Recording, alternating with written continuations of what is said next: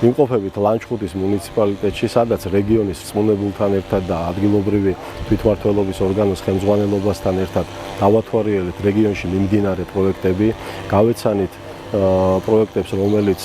არის ძალიან მნიშვნელოვანი რეგიონის განვითარებისთვის, ასევე დავათვალიერეთ სტიქიის შედეგად გამოწვეული